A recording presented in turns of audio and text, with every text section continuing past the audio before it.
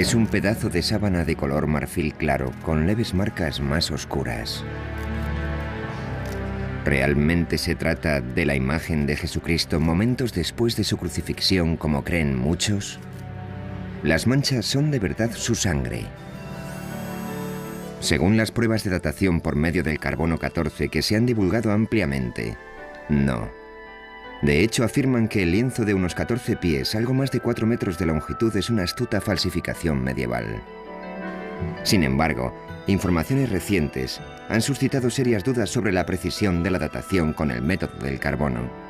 Una vez más, los científicos están dedicando todos sus esfuerzos a encontrar una respuesta a la antigua pregunta: ¿es esta una imagen de Jesús crucificado? La tecnología moderna ha abierto nuevas vías para poder conocer en profundidad la historia de la Sábana Santa. El misterio del Santo Sudario. Catedral de Turín, Italia, 1998.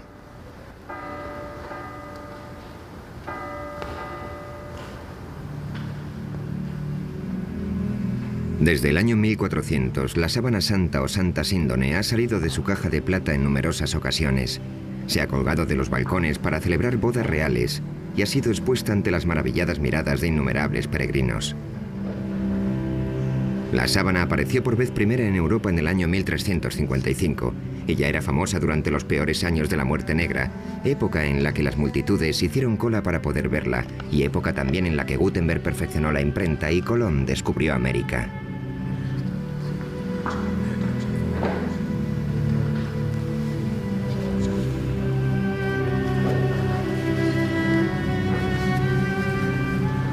En aquel momento escaseaban las herramientas científicas y las falsificaciones estaban a la orden del día, por lo que resultaba imposible resolver la cuestión de la autenticidad del lienzo. El público en su gran mayoría aceptaba que la sábana era auténtica, pero el debate entre ciencia y religión no había hecho nada más que empezar. En 1898, la Iglesia permitió que se examinara la sábana a través de la mirada imparcial de un nuevo invento: una cámara.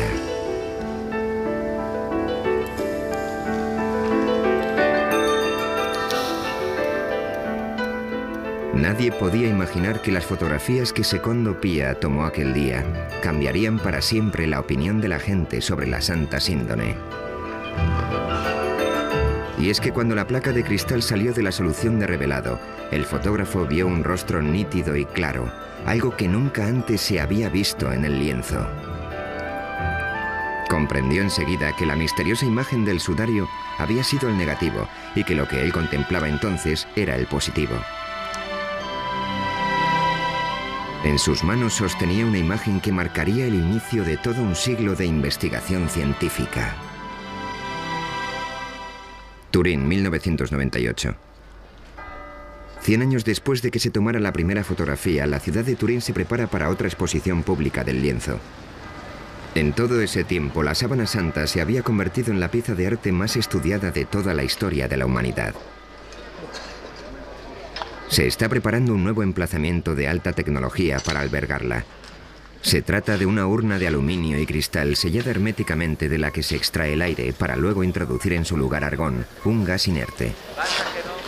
Una vez colocada la sábana en la urna, ya no se podrá exhibir y manejar con tanta tranquilidad como hasta ahora.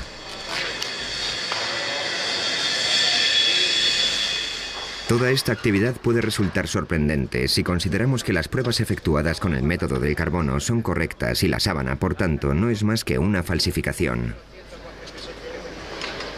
¿Es solo fe ciega o realmente existen motivos para dudar de los descubrimientos científicos? El lienzo vuelve a estar en el centro de la polémica. Existe una entrada lateral sin señalizar y los guardias garantizan el acceso restringido a la sala.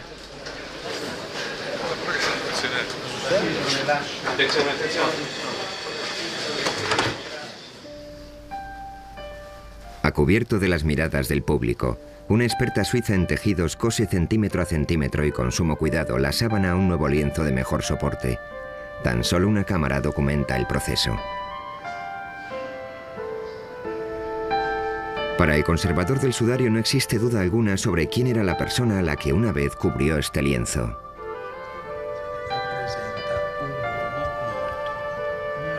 Esta imagen representa a un hombre que murió a causa de la tortura de la crucifixión.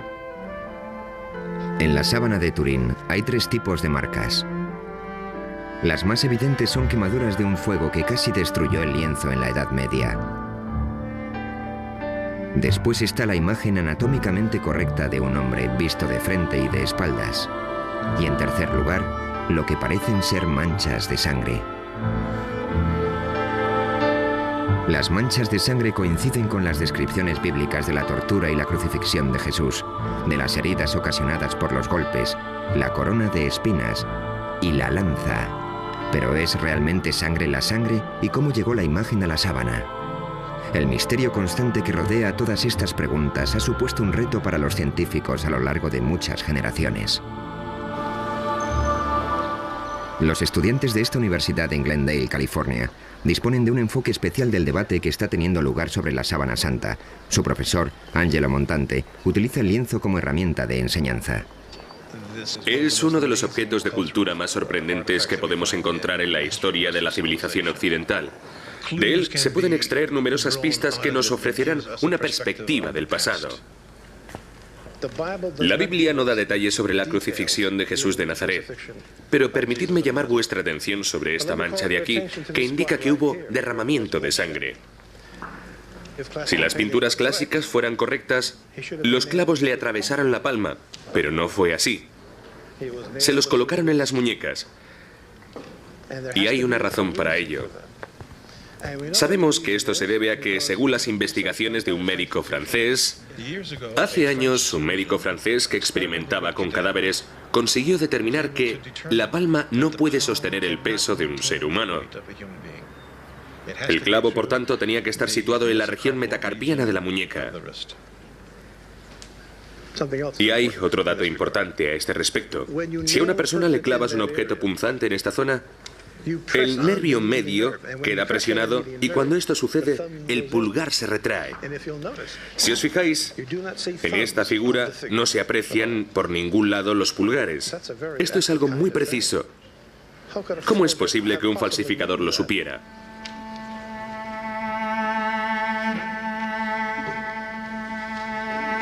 Aquí tenemos una imagen mejorada de la sábana. Esta materia más oscura representa la sangre. Aquí vemos más sangre en los brazos y también se aprecia que todo el torso sangra. En un lateral, junto a la quinta costilla, hay una herida sangrante. Coincide con la forma de la lanza romana que se utilizaba en la época de la crucifixión.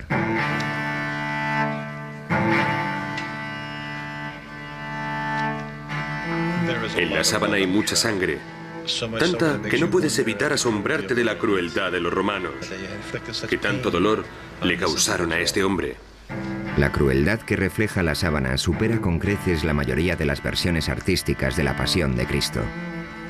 ¿Por qué un falsificador habría representado más de lo que la gente esperaba ver? Las vetas de sangre no muy grandes que aparecían en la espalda y las piernas del hombre del lienzo desconcertaron a los investigadores durante años, hasta que se dieron cuenta de que coincidían exactamente con la peculiar forma del látigo del siglo I, el flagrum. Lo que tengo en la mano es una réplica de un instrumento de tortura romano llamado flagrum. Al final de cada correa podéis ver unas pesitas. Observar que entre las dos existe un espacio.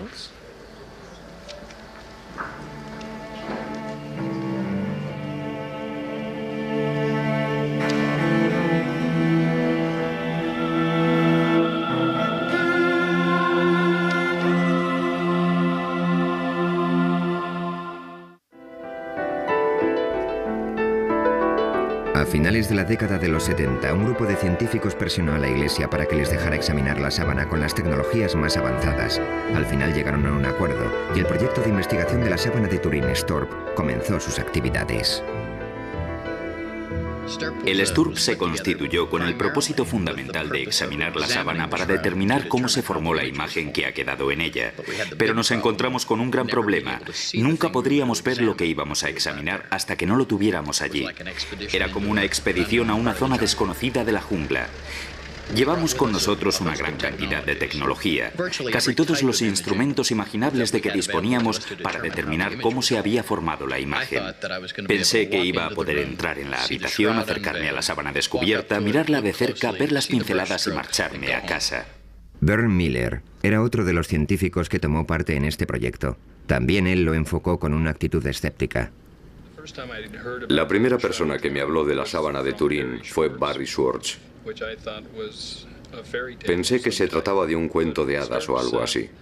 Pero el objetivo del STURP era descubrir el mecanismo que había provocado la aparición de una imagen en un trozo de sábana y no en confirmar que el lienzo era en realidad el sudario de Cristo. Así que, relevados de esa responsabilidad, podíamos verla de un modo más objetivo. Por aquel entonces yo no sabía lo que era esa sábana, jamás había oído hablar de ella. El miembro del STURP, Don Lin, decidió abandonar por un tiempo su trabajo diario como director del JPL, el programa de imágenes digitales de la NASA. En aquel momento estábamos trabajando en el programa Vikingo, que consistía en un aterrizaje suave en Marte. Básicamente tuvimos un día para montar el equipo, para desembalarlo, armarlo y calibrarlo. Se suponía que en torno a la medianoche de aquel día nos entregarían la sábana, y serían las 11 o incluso un poco antes, algo muy raro, cuando bajaron el lienzo por el pasillo hasta la sala donde nos encontrábamos.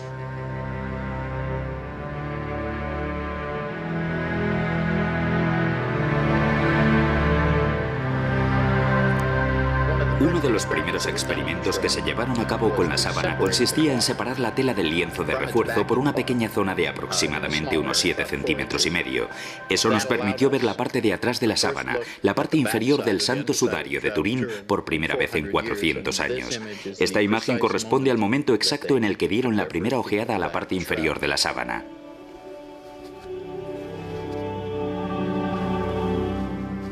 Entonces el profesor Ricci del equipo italiano insertó una cámara endoscópica entre las dos telas. Cuando vi que la luz de la cámara enfocaba la mancha de sangre número 3 desde abajo, apagué las luces de la habitación. Entonces el profesor encendió la cámara y por primera vez comprobamos que las manchas de sangre habían empapado el lienzo de refuerzo como lo hubiera hecho la sangre de verdad, pero la imagen no se traspasó. De inmediato se dieron cuenta de que habían realizado un descubrimiento muy significativo. Al contemplar de frente el sudario, tanto la imagen como la sangre se mostraban con gran nitidez. Cuando la luz se colocaba detrás de la sábana, la sangre seguía siendo visible, sin embargo, la imagen no. Eso era algo que no sabíamos hasta aquel momento y significaba que la imagen no podía estar pintada, pues si no, en el lienzo habría una cierta densidad de pintura que quedaría reflejada en una fotografía de luz transmitida.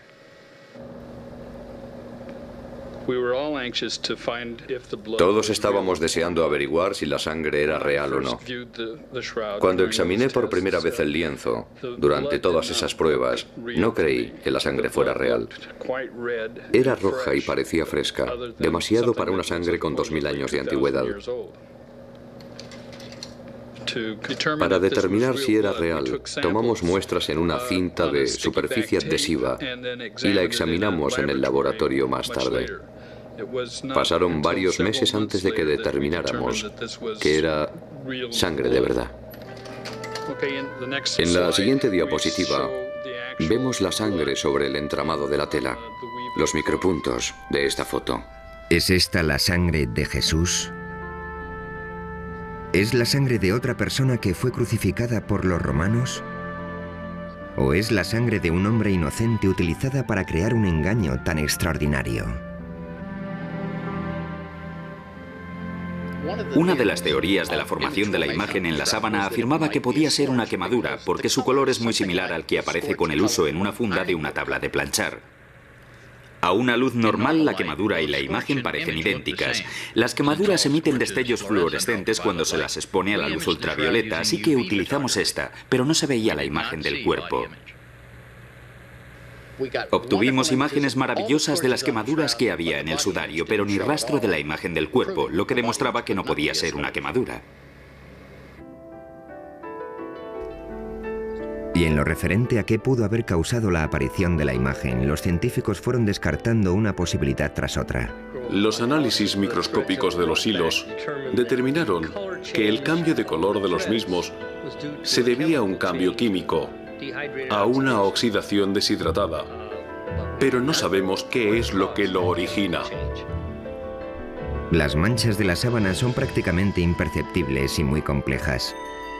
Observándolas veremos que mientras una fibra ha perdido su color, la que está junto a ella lo conserva. No obstante, cada fibra mide 1/10 parte del diámetro del cabello humano. Y en algunos lugares, la imagen penetra tan solo 5 centésimas de milímetro. No hay un método conocido para reproducir tales marcas en una tela. En los últimos años se han descubierto imágenes muy tenues de flores en la propia sábana. De este área de investigación se han ocupado con gran entusiasmo el Dr. Alan Wanger, de la Universidad de Duke, y su esposa Mary.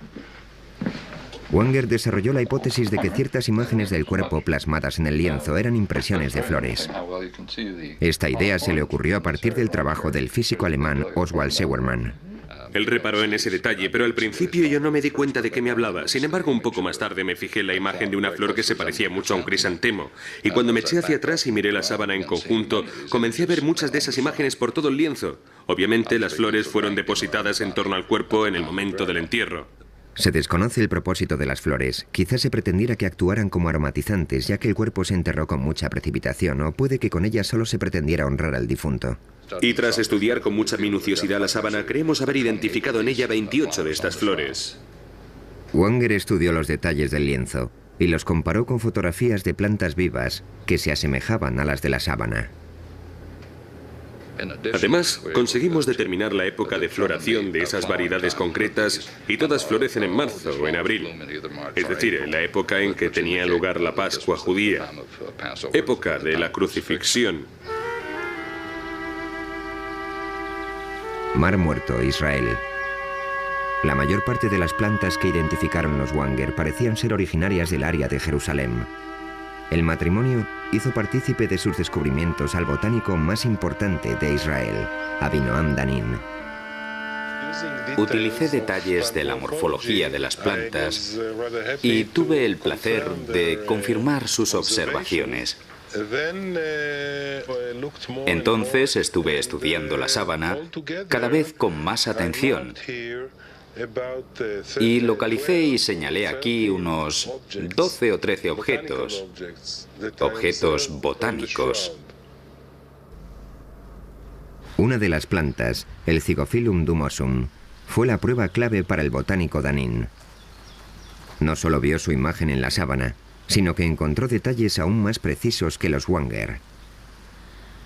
¿Descansó esta planta en un tiempo sobre la Santa Síndone de Turín? Aquí vemos la imagen de una Zygophyllum dumosum. La hoja de invierno es así. Y este es el pétalo. La Zygophyllum dumosum crece tan solo en un lugar del mundo, en un pequeño reducto cerca de Jerusalén. Las 4 hojas que encontré están tan claras que puedo afirmar que el tallo de Zygophyllum dumosum fue depositado sobre la sábana en primavera. Además, podría decirles que es imposible que el lienzo se hiciera en otro lugar del mundo. Tuvo que ser aquí.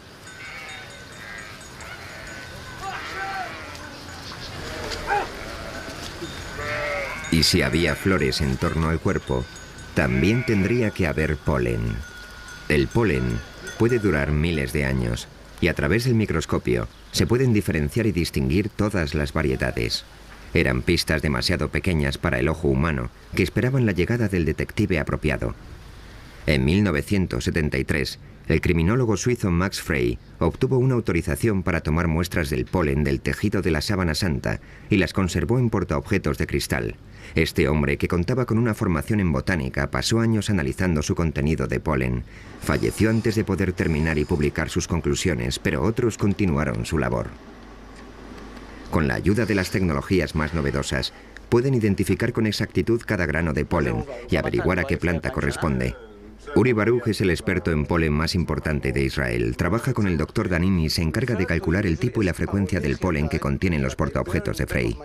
Pensé que también había algunas bayas con el mismo tipo de polen, pero todavía no las hemos encontrado. Es el primer caso que vemos de este tipo de polen.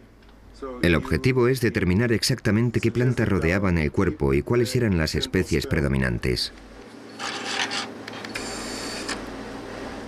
De los 58 tipos de polen identificados hasta el momento, 28 de las plantas que los producen tan solo existen en Oriente Medio, prueba de que la sábana pasó aquí una parte de su historia. Muchas de ellas todavía siguen formando parte de las vidas de los habitantes de la región, como por ejemplo la Fagonia mollis. Los bizantinos establecidos al sur del Sinaí utilizan las hojas de la Fagonia mollis para sanar heridas superficiales. Toman los tallos y las hojas verdes, los queman y usan la ceniza para colocarla sobre las heridas. La llaman uraga.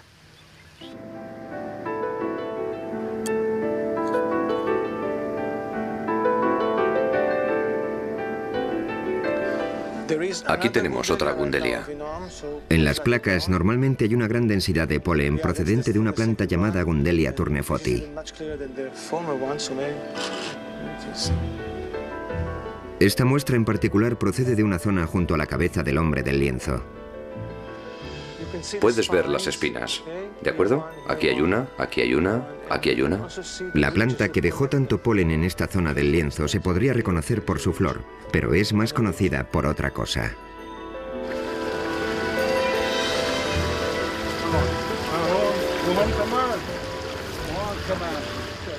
Tengo que utilizar mi cuchillo porque es una planta con muchas espinas.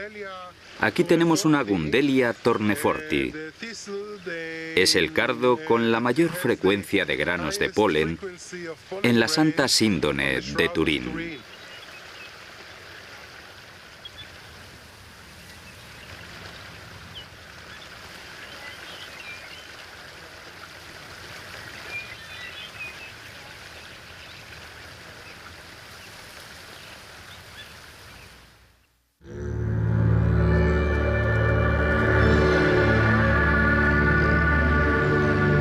En este monasterio ortodoxo griego, en las profundidades del desierto del Sinaí, encontramos una pintura muy especial de Jesucristo conocida como el Pantocrátor. Muchos investigadores están convencidos de que se pintó tomando como referencia la sábana santa. El retrato data del siglo VI.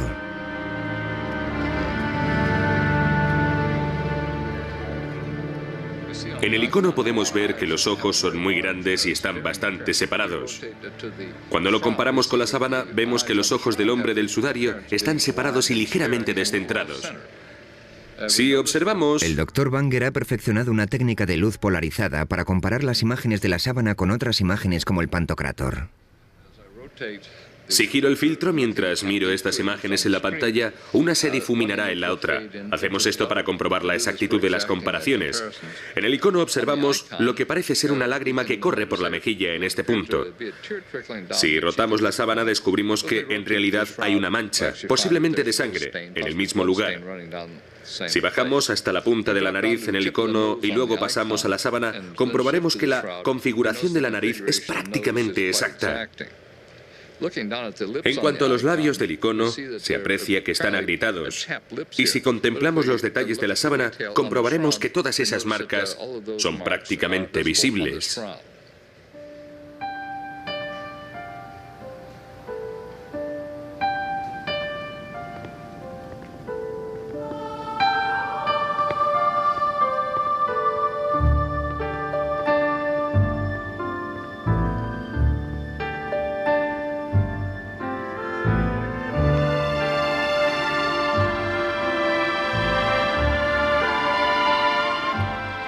Jesús ha sido la persona más representada de la historia, pero la Biblia jamás describió su aspecto.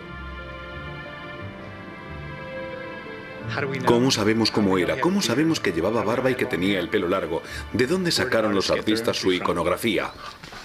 El historiador de arte Jack Riley ha realizado un estudio sobre el rostro de Jesús en la pintura. ¿Existe una fuente común para la representación de esta imagen que todos conocemos tan bien? Cada artista tiene su propia visión del hombre, en actitud sufridora o triunfante, del redentor o del humilde. Sin embargo, a lo largo de los siglos los artistas se han atenido a ciertos parámetros que nos permiten identificar al hombre como Jesús. ¿Cuáles son las directrices que siguen? ¿Y de dónde proceden? Rayleigh y muchos otros investigadores creen que existía un prototipo de Jesús que estableció la pauta a seguir hace siglos. La búsqueda de ese prototipo ha llevado a los investigadores a remontarse a los primeros siglos que siguieron a la muerte de Jesús. ¿Cómo llegaría un artista de esta imagen a esta otra? Aquí tenemos barba, en esa no. Aquí el cabello le cae sobre los hombros y lleva la raya en medio. Ahí no. Este Jesús parece un dios romano. Tiene un aspecto juvenil. No tiene las mismas características. La pregunta es, ¿qué falta? En la década de los 30, el investigador francés Paul Vignon observó ciertas marcas en las pinturas que se habían hecho de Jesucristo a lo largo de muchos años. Estos rasgos llegaron a conocerse como las marcas de Vignon. Ahora veremos algunas. En primer lugar, observen esta línea transversal que cruza la frente de Cristo. Y fíjense en esto, una especie de cuadrado con 3 lados marcados en el caballete de la nariz. Justo debajo hay otro triángulo, en la nariz que es alargada, rasgo muy indicativo de numerosas representaciones de Cristo de aquel periodo. Los especialistas han identificado los ojos, que se asemejan a los de un búho, la nariz alargada y el resto de las marcas de Vignon en la sábana. ¿Acaso la Santa Síndone fue el modelo original de las representaciones posteriores? Aquí tenemos varias reproducciones de algunas pinturas de los siglos XI y XII en las que se aprecian estas marcas geométricas. En primer lugar, justo aquí, en la nariz, se puede ver ese extraño cuadrado geométrico de 3 lados en forma de U.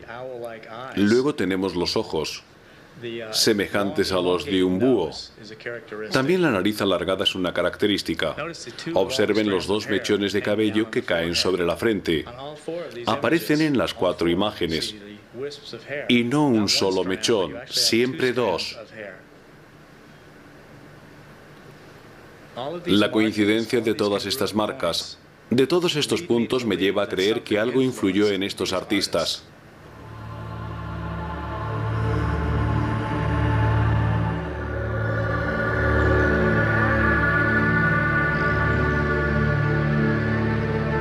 Si la sábana es el sudario de Jesús, entonces su peregrinaje comenzó aquí, en el lugar donde Cristo murió. En la ciudad moderna de Jerusalén, el pasado sigue vivo. Muchas de las costumbres que aquí se practican aún son un reflejo del mundo antiguo.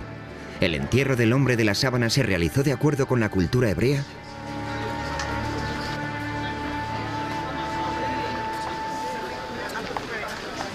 Rabbi Misha Halpern nació en los Estados Unidos y lleva muchos años viviendo en Israel. Está especializado en la vida judía durante el siglo I. Esta es la Vía Dolorosa. Mide algo más de 1,5 kilómetros de longitud.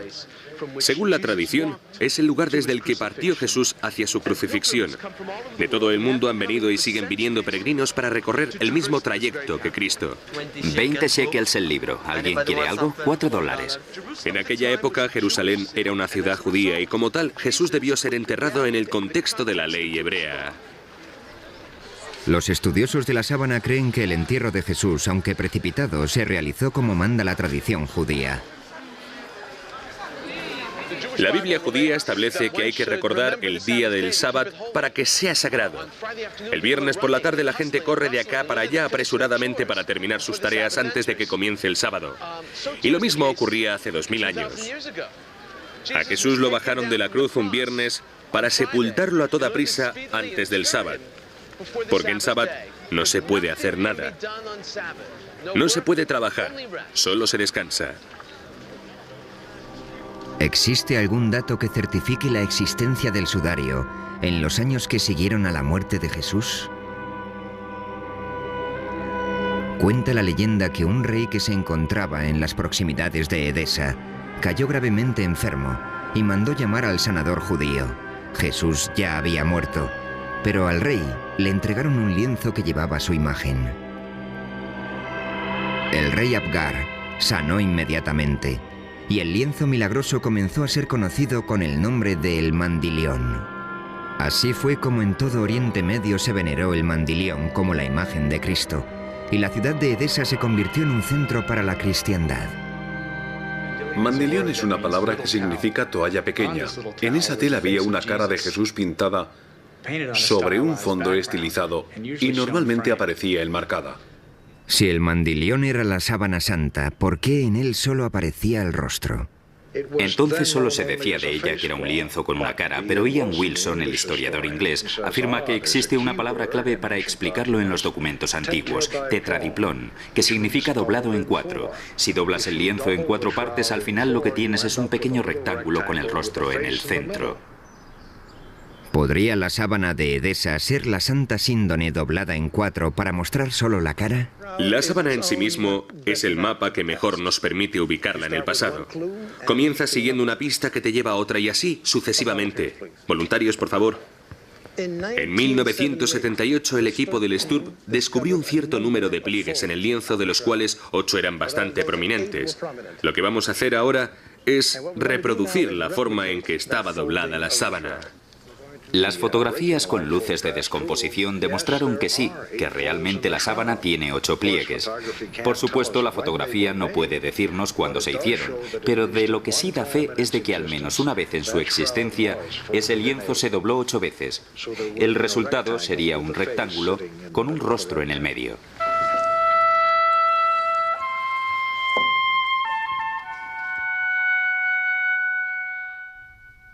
En el año 944, el mandilión fue trasladado a Constantinopla, donde con cierta periodicidad se exponía para que el público pudiera verlo. Allí mismo, en el año 1203, un caballero francés de la Cuarta Cruzada dijo haber visto la imagen del cuerpo de Cristo en un lienzo. Un año después, los cruzados saquearon la ciudad y se llevaron el botín a Europa. En este punto finaliza de forma radical el rastro del mandilión y comienza la historia de la sábana santa.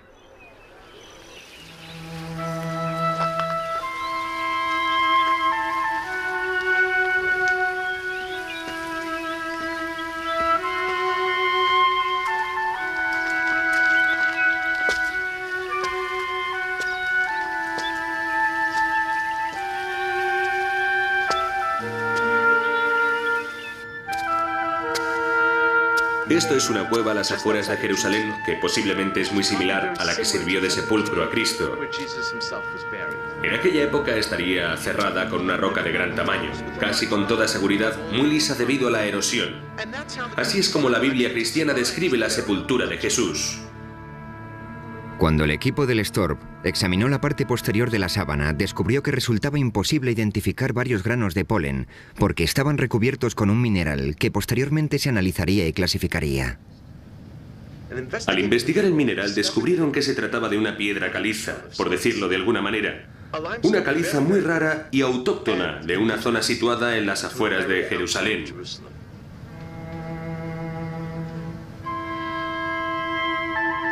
La Santa Síndone está cubierta de sangre, así que deberíamos preguntarnos ¿por qué no lavaron el cuerpo de Jesús como exige el entierro tradicional de la ley judía?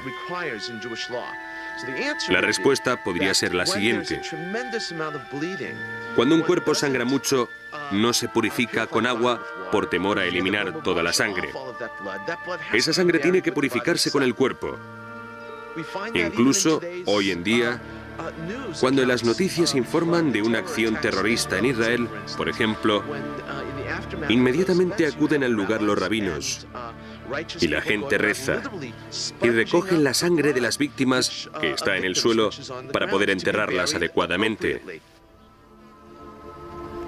Según la Biblia cristiana, en la tumba se encontraron 2 lienzos, el sudario y otra sábana. Se creía que la segunda había cubierto el rostro de Jesús justo después de que lo bajaran de la cruz. Simón Pedro vio la sábana en el suelo y también el sudario con que le habían cubierto la cara. No estaba en el suelo con el resto de la sábana, sino doblado en un lugar aparte. Este lienzo, que recibe el nombre de sudarium, se puede encontrar hoy en día en Oviedo, ciudad situada al norte de España. Jorge Rodríguez es miembro del Centro de Estudio Español de la Sábana Santa. Y Mark Gussin ha escrito hace poco un libro sobre el sudarium y su relación con la Santa Síndone.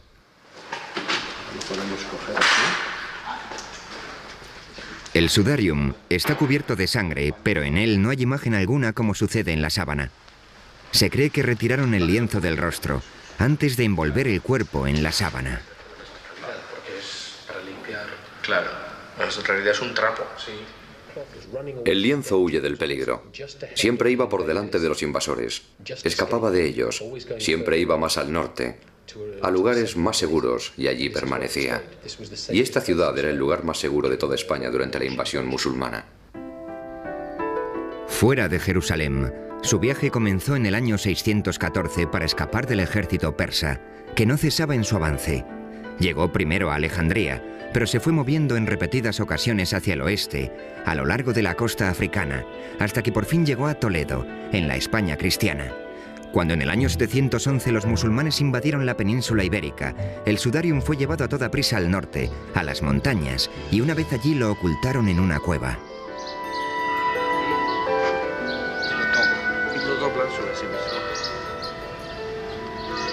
Con ayuda de una réplica, los investigadores muestran cómo se colocó la sábana alrededor del rostro, de forma que absorbiera la sangre y otros fluidos de acuerdo con la costumbre hebrea, siempre respetando el precepto de cubrir el rostro de una víctima de la violencia y de mantenerlo tapado para que la sangre no se separara del cuerpo. Esto supone que ha estado cogido así, al pelo. Estas manchas son especialmente interesantes porque coinciden exactamente con las que se encontraron en la parte de la sábana que reproduce la espalda del cuerpo, en el dorso. Son las manchas de la sangre que emanó de las heridas producidas por la corona de espinas y que quedó en el pelo. Y aquí son las mismas exactamente. Recientemente el doctor Alan Banger ha efectuado un análisis con la ayuda de un vídeo casero que revela las notables similitudes entre el sudarium y la sábana santa. Es el rostro de la sábana superpuesto al del sudarium. De las manchas de sangre, esta es la que aparece más marcada, y una de las que más fácil resulta localizar es esta de aquí. Si bajamos a la zona de la nariz, vemos que existen coincidencias aquí abajo, y si nos movemos hacia la zona del pelo, aquí, también vemos que las manchas de sangre coinciden. La sangre hallada en el lienzo de Oviedo era del tipo AB, idéntica a la que se encontró en la sábana.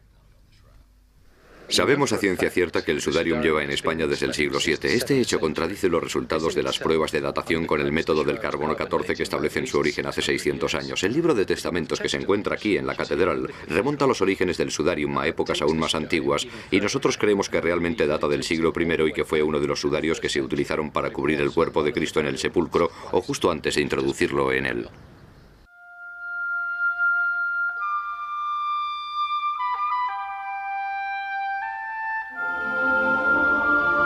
En 1988, las pruebas del carbono 14 concluyeron que el lienzo no tenía más de 600 años de antigüedad.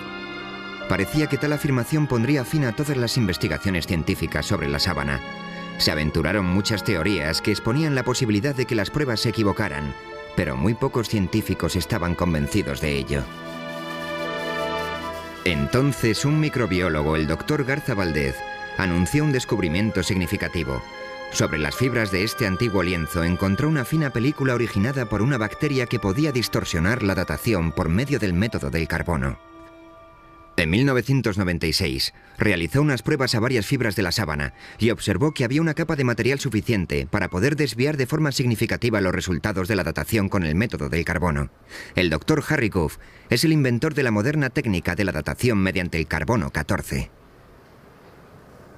La contaminación bacteriana es algo de lo que no eran conscientes las personas que llevaron a cabo la datación con el método del carbono. De hecho, no creo que nadie conociera su existencia hasta que Garza Valdez descubrió esta posibilidad. Y aunque lo hubieran sabido, los procesos de limpiado que utilizaban no lo hubieran tenido en cuenta. Así que no había modo alguno de que hubieran podido establecer con total exactitud la fecha de origen del material de la sábana. Cuando comenzaron a cuestionarse los resultados de la datación mediante este método, los científicos pusieron manos a la obra para encontrar una forma de separar la película de material bioplástico del tejido original. Cuando el procedimiento para separar la celulosa de la película bioplástica esté bien determinado, creo que estaremos preparados para ofrecernos a realizar otra datación de la sábana con el método del carbono 14. Si se aceptará nuestra oferta o no, es algo que no está claro. En lo referente a la datación mediante la prueba del carbono, existe aún otro factor que, de demostrarse, desestimaría todos los resultados obtenidos hasta el momento: la radiación.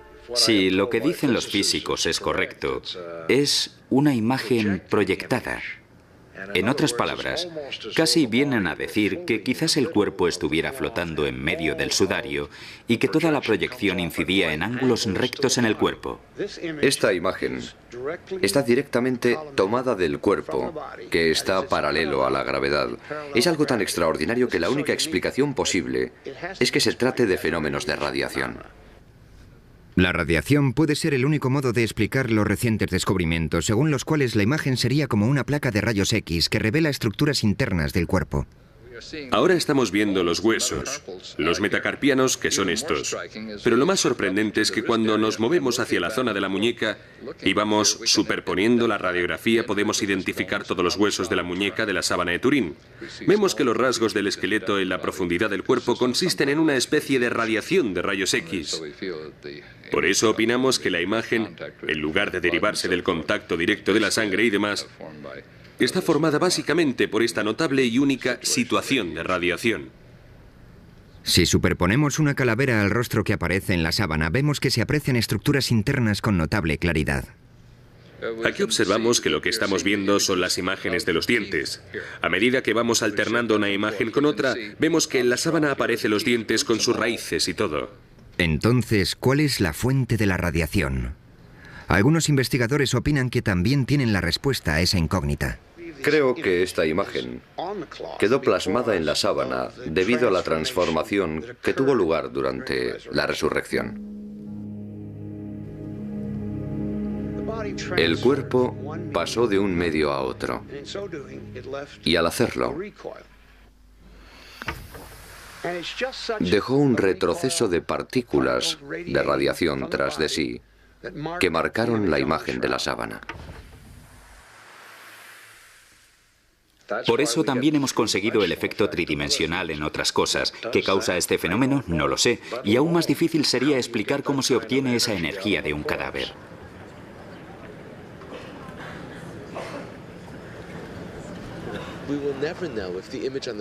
Nunca sabremos si la imagen que se ve en la sábana santa era la de Jesús. La fascinación que produce el lienzo en sí mismo es que nos vincula a todos con una muerte, con la muerte de una persona. Esta sábana simboliza los grandes temas que representa la vida tras la muerte. ¿Hay un mundo después de la muerte? ¿Cuál es el significado de la sábana? No creo que sea esencial para la fe de nadie, pero en el mismo capítulo 20 del Evangelio de Juan, en el que se narra el descubrimiento del sudario en la tumba vacía, también podemos leer las dudas de Tomás. Creo que en el siglo XX sigue habiendo mucha gente cuyos certificados de nacimiento espiritual son de Missouri, es decir, que tienen que ver para creer.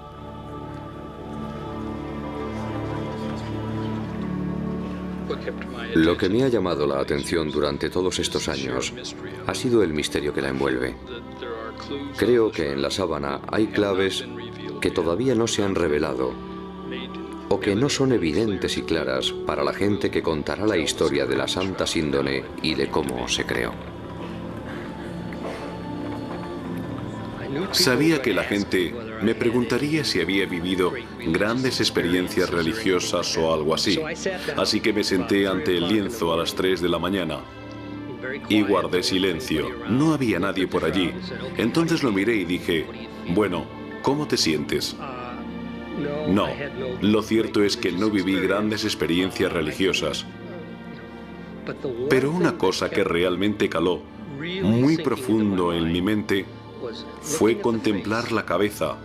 En comparación con el cuerpo, su rostro tiene una expresión pacífica y serena, a pesar de que el cuerpo había sufrido horribles tormentos. Una parte no encaja con la otra.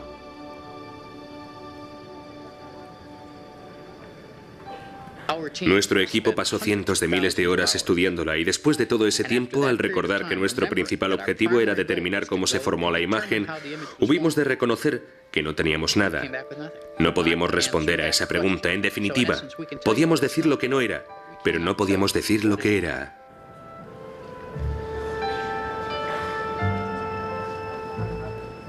La teología no debería entrar en conflicto con la tecnología. La razón jamás podrá probar la divinidad de Cristo.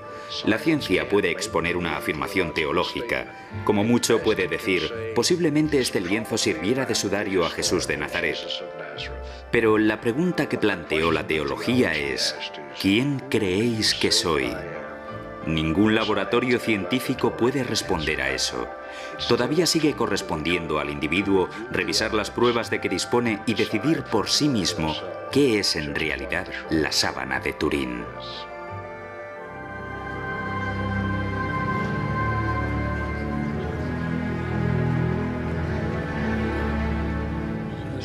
La sábana santa de Turín ha causado en mi vida una impresión más profunda que cualquier otra cosa. Durante más de 20 años absorbió por completo mi atención. Hoy por hoy aún no he terminado con ella y espero que siga siendo el centro de mis esfuerzos durante el resto de mi vida.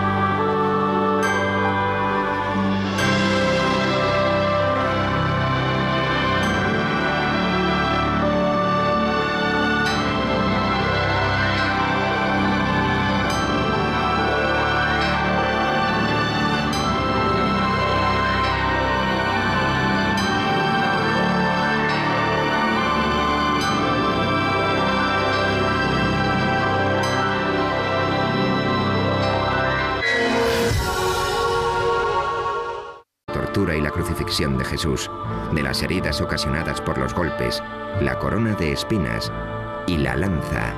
¿Pero es realmente sangre la sangre? ¿Y cómo llegó la imagen a la sábana? El misterio constante que rodea todas estas preguntas ha supuesto un reto para los científicos a lo largo de muchas generaciones. Los estudiantes de esta universidad en Glendale, California, disponen de un enfoque especial del debate que está teniendo lugar sobre la sábana santa. Su profesor, Angelo Montante, utiliza el lienzo como herramienta de enseñanza. Es uno de los objetos de cultura más sorprendentes que podemos encontrar en la historia de la civilización occidental. De él se pueden extraer numerosas pistas que nos ofrecerán una perspectiva del pasado. La Biblia no da detalles sobre la crucifixión de Jesús de Nazaret, pero permitidme llamar vuestra atención sobre esta mancha de aquí, que indica que hubo derramamiento de sangre. Si las pinturas clásicas fueran correctas, los clavos le atravesaron la palma, pero no fue así. Se los colocaron en las muñecas, y hay una razón para ello.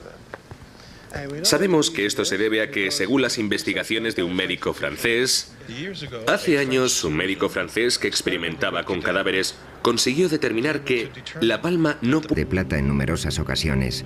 Se ha colgado de los balcones para celebrar bodas reales y ha sido expuesta ante las maravilladas miradas de innumerables peregrinos.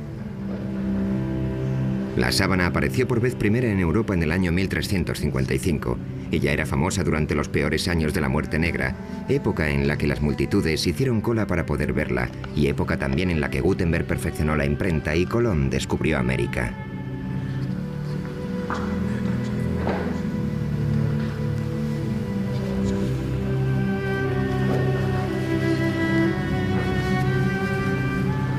En aquel momento escaseaban las herramientas científicas y las falsificaciones estaban a la orden del día, por lo que resultaba imposible resolver la cuestión de la autenticidad del lienzo.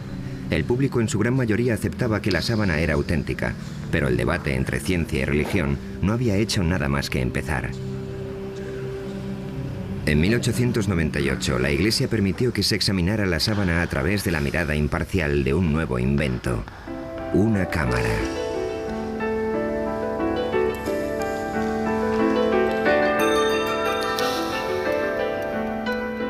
Nadie podía imaginar que las fotografías que Secondo Pia tomó aquel día cambiarían para siempre la opinión de la gente sobre la Santa Síndone.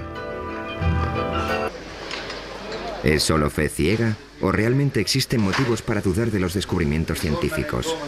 El lienzo vuelve a estar en el centro de la polémica. Existe una entrada lateral sin señalizar y los guardias garantizan el acceso restringido a la sala.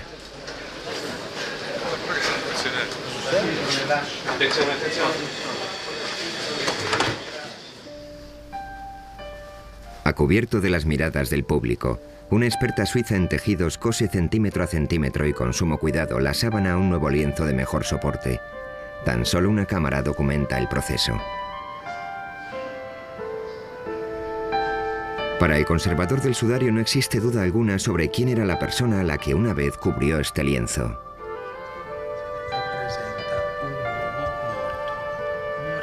Esta imagen representa a un hombre que murió a causa de la tortura de la crucifixión. En la sábana de Turín hay 3 tipos de marcas. Las más evidentes son quemaduras de un fuego que casi destruyó el lienzo en la Edad Media. Después está la imagen anatómicamente correcta de un hombre visto de frente y de espaldas. Y en tercer lugar, lo que parecen ser manchas de sangre. Las manchas de sangre coinciden con las descripciones bíblicas de la... Es un pedazo de sábana de color marfil claro, con leves marcas más oscuras. ¿Realmente se trata de la imagen de Jesucristo momentos después de su crucifixión, como creen muchos? Las manchas son de verdad su sangre. Según las pruebas de datación por medio del carbono 14 que se han divulgado ampliamente, no. De hecho, afirman que el lienzo de unos 14 pies, algo más de 4 metros de longitud, es una astuta falsificación medieval. Sin embargo, informaciones recientes han suscitado serias dudas sobre la precisión de la datación con el método del carbono. Una vez más, los científicos están dedicando todos sus esfuerzos a encontrar una respuesta a la antigua pregunta: ¿es esta una imagen de Jesús crucificado? La tecnología moderna ha abierto nuevas vías para poder conocer en profundidad la historia de la Sábana Santa. El misterio del Santo Sudario. Catedral de Turín, Italia, 1998.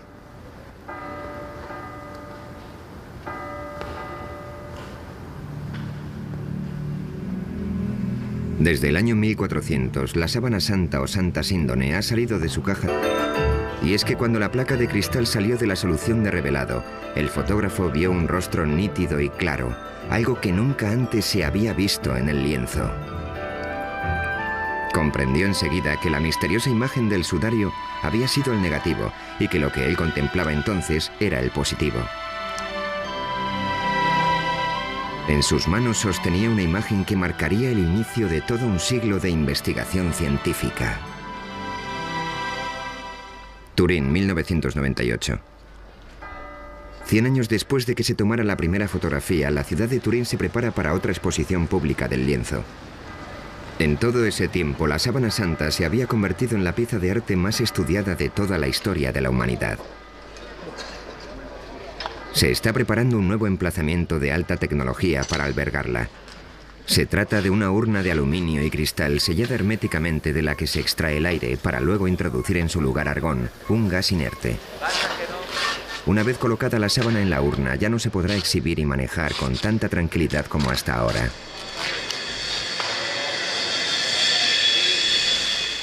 Toda esta actividad puede resultar sorprendente si consideramos que las pruebas efectuadas con el método del carbono son correctas y la sábana, por tanto, no es más que una falsificación.